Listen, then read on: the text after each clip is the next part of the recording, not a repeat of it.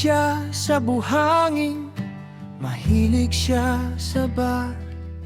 May naiwang buhangin sa kotse ko galing sa dalampasigan. Isang dilag mula sa trailer park sa Sweet Home, Alabama.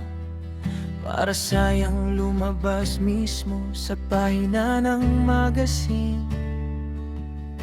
Isang tunay na beauty queen, ang aking princess di na naka-vintage tee at punit na maong.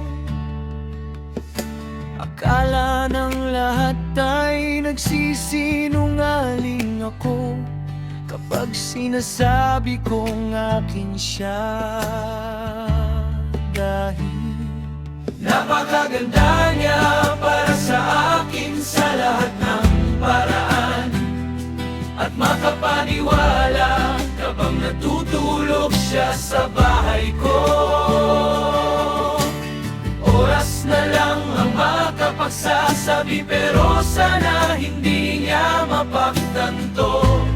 Kailanman nahamak na mas magaling siya kesa sa'kin. Napakaganda niya para sa'kin.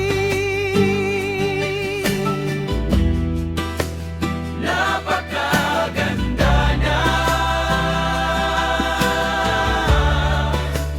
para sa'kin. Sinabi ko kay mama na in love ako, nagpadala ko ng litrato. Nagkagusto rin si papa sa kanya.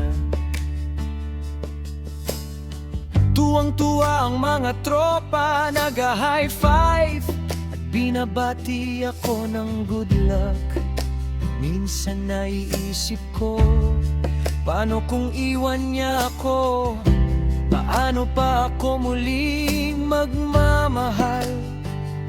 Siguro naman ay may ginagawa akong tama, dahil hindi pa siya umaalis sa ngayon. Napakaganda niya para sa akin sa lahat ng paraan.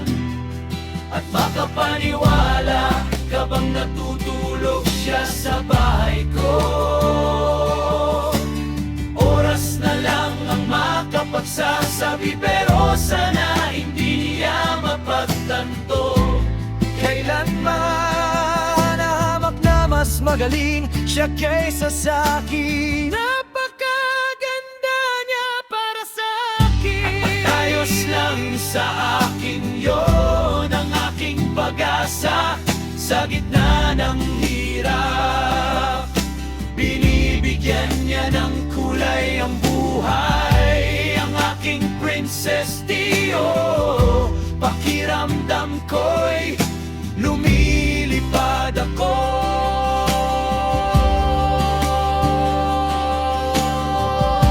Ang aking pag-asa sa gitna ng hirap.